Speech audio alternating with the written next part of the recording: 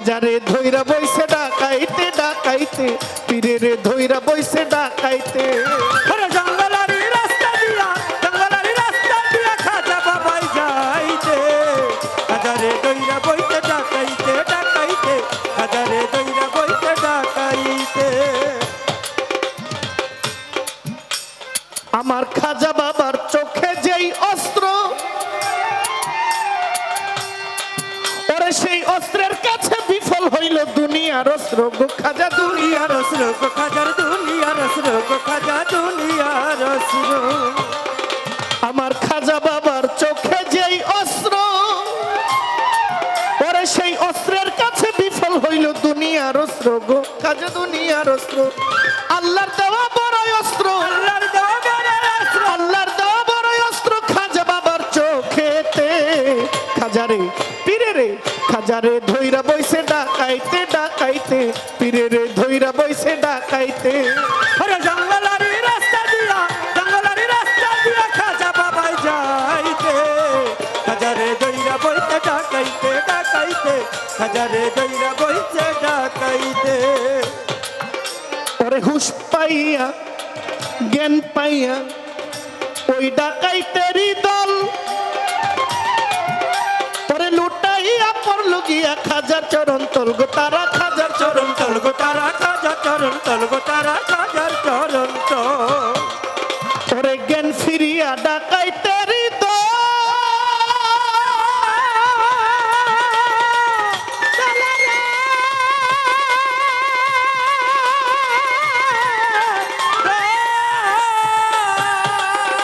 ওরে লুটাইয়া পড়ল গিয়া খাজার চরণ তল গো তারা, খাজার চরণ তল। ডাকাতি ভুলিয়া তারা, ডাকাতি ভুলিয়া তারা, ডাকাতি ভুলিয়া তারাই আসিল ইসলামেতে। ও খাজারে পীরেরে, খাজারে ধইরা বইছে ডাকাইতে ডাকাইতে, পীরেরে ধইরা বইছে ডাকাইতে। ওরে জঙ্গলারি রাস্তা দিয়া, জঙ্গলারি রাস্তা দিয়া খাজা বাবাই যাইতে, খাজারে দইরা বইতে ডাকাইতে ডাকাইতে, খাজারে দইরা বইতে ডাকাইতে। আমার খাজা বাবা যেই ধনের ধনী, ধনী মামা পাগলা হোসেন শাহ ওই ধনে বানাইয়া দিল জন্মের ধনী গো তারে, জনমের ধনী গোটারে, জনমের ধনী গোটার, জনমের ধনী। আমার খাজা বাবা, আমার খাজা বাবা, আমার খাজা বাবা যেই ধনের ধনী, ওই ধনে বানাইয়া দিল জন্মের ধনী গো তারে, জন্মের ধনী। খাজার মানে হইল মানি, খাজার মানে হইল মানি, ইয়া খাজাজি, খাজাজি, খাজাজি, খাজাজি আমার, খাজাজি, খাজাজি আমার। ওরে খাজার মানে হইল মানি, খাজার মানে হইল মানি, খাজার মানে হইল মানি কয়া বুলের গীতে গো। পীরেরে ধইরা বইছে ডাকাইতে ডাকাইতে, পীরেরে ধইরা বইছে ডাকাইতে। একদিন জঙ্গলারি রাস্তা দিয়া, জঙ্গলারি রাস্তা দিয়া, জঙ্গলারি রাস্তা দিয়া হিন্দুস্তানে যাইতে, আবার খাজারে ধইরা বইছে ডাকাইতে ডাকাইতে, খাজারে ধইরা বইছে ডাকাইতে ডাকাইতে, খাজারে ধইরা বইছে ডাকাইতে ডাকাইতে, খাজারে ধইরা বইছে ডাকাইতে। স্বার্থে আঘাত পড়লে মানুষ ভুইলা যায় রীতিনীতি, স্বার্থে আঘাত পড়লে মানুষ ভুইলা যায় রীতিনীতি। তেল দিয়া চলে না পাগলার পিরিতি, পিরিতি তেল দিয়া চলে না ভবে পিরিতি। স্বার্থে আঘাত পড়লে মানুষ ভুইলা যায় রীতিনীতি, স্বার্থে আঘাত পড়লে মানুষ ভুইলা যায় রীতিনীতি। কথাটা ঠিক নেই, পিছনের তারা কি শুনেন, দেখবেন স্বার্থে লাগে গেলে তার আসল রূপ দেখা যায়।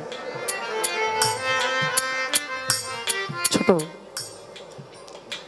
কোনো কারণে যদি আপনার সাথে কারো বিরোধ হয়ে যায়, আপনার পকেটের মানুষ, আপনার কাছের লোক, কোনো কারণে যদি স্বার্থে লাগে তার রূপ পাল্টায় যাব, তার রূপটা আপনি দেখতে পারবেন। পুতুল দেওয়ান গাইলো পিরিতি পিরিতি ও পিরিতি পিরিতি পিরিতি তারায় তারায় তারাই তারাই জানে গো যার শোনে যার যার শোনে যার গোপন পিরিতি। গোপন পিরিতি। আর আমারটা কি কইলাম, স্বার্থে আঘাত পড়লে মানুষ ভুইলা যায় রীতিনীতি। স্বার্থে আঘাত ভুললে মানুষ ভুলা যায় রীতিনীতি। স্বার্থে আঘাত পড়লে মানুষ ভুইলা যায় রীতিনীতি। তেল দিয়া চলে না ভাইরে পিরিতি পিরিতি, তেল দিয়া চলে না পাগলার পিরিতি। স্বার্থে আঘাত করলে মানুষ ভুলা যায় রীতিনীতি। স্বার্থে আঘাত করলে মানুষ ভুলা যায় রীতিনীতি। তেল দিয়া চলে না পাগলার পিরিতি পিরিতি।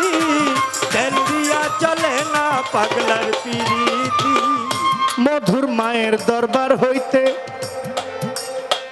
20, 21, 22 তারিখের দাওয়াত দিতে।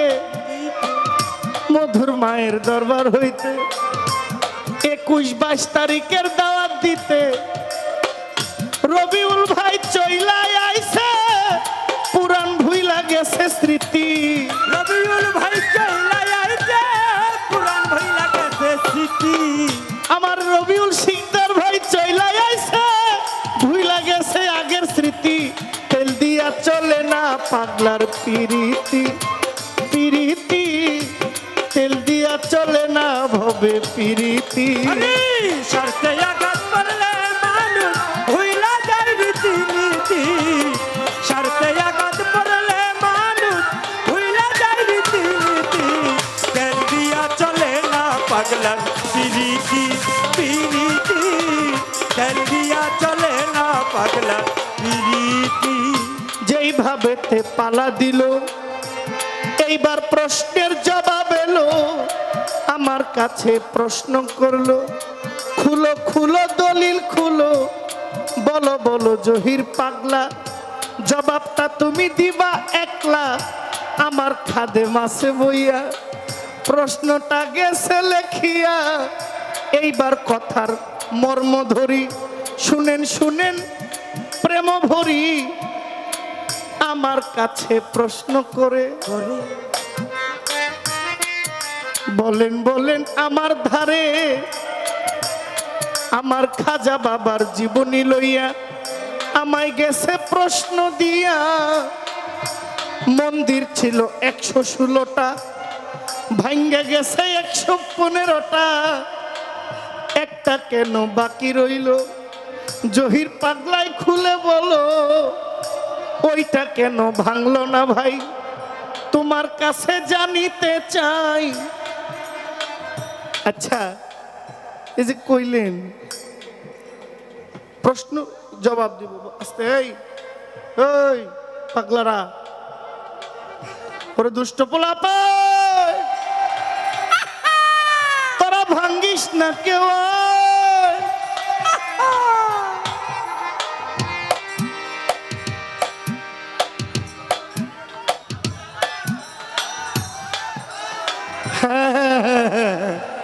আমি এটা কইও ভুল করছি, দেখছেন নি গিয়ার বাইরে গেছে। আমি মনে করছি পানি ঢালছি, আমাদের পেট্রোল ঢালছি। পালা চলছে পালা চলছে। বললেন আমার খাজা বাবা ভারতবর্ষে যে আজমিরে আসছেন, ওই 3 কিলোমিটার বিশিষ্ট আনাসাগরের কাছে 116টা মন্দির ছিল, 115টা ভেঙে গেছে, একটা আছে, কেন রইল? আচ্ছা, এখানে হিন্দুবাদী কোনো লোক আসেননি? সনাতন ধর্মের কেউ আছে? আচ্ছা শুনেন, আমার সাথে 2 জন, ওনার সাথেও আছে একজন।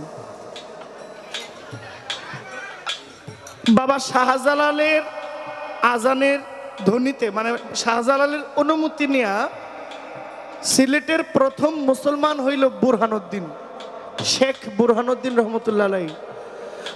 বুরহানুদ্দিন যখন আজান দেয়, হ্যাঁ এই ভাই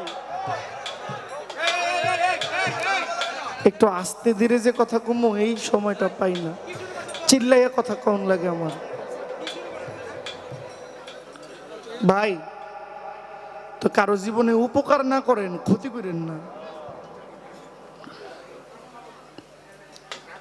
আমার দ্বারা কারো জীবনে উপকার হোক বা না হোক, আমার দ্বারা যেন কারো ক্ষতি না হয়, এই চিন্তাটা অন্তত মাথায় রাখবেন। একটা লোক এত টাকা দিয়ে খরচ করে এই অনুষ্ঠানের আয়োজন করলো, এখন এতগুলো লোক শুনতেছে, আপনারা 5-7 জন এখানে বারবার ইঙ্গিত সংকেত দেওয়ার পরেও আপনারা থামতেছেন না, কি করলে থামবেন?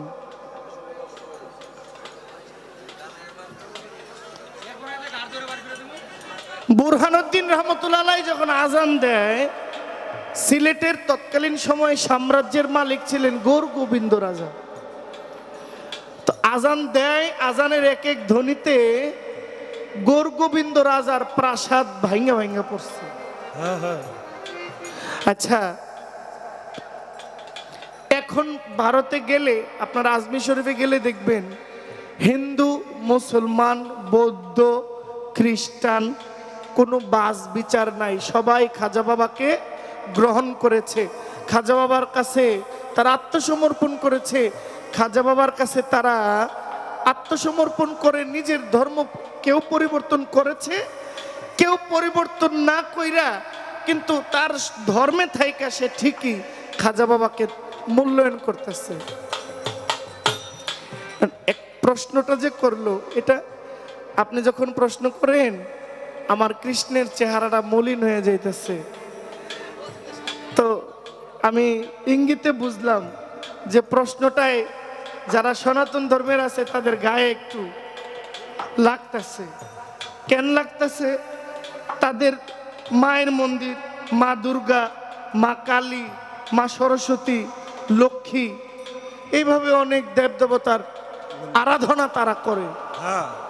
এখন কয়ে আমগো মায়ের মন্দির ভেঙে যাইতেছে, এটা খারাপ লাগার কথাই, কিন্তু ইয়া খারাপ লাগলেও তো বাস্তব, চিরন্তন সত্য। আমার খাজা বাবা যখন ভারতবর্ষে আসেন 11 জন সফর সঙ্গী নিয়ে, আর খাজা বাবা একলা, এই হইল 12 জন অলি। আমার খাজা বাবার সব ছিল, একজন খাদেমের অভাব ছিল।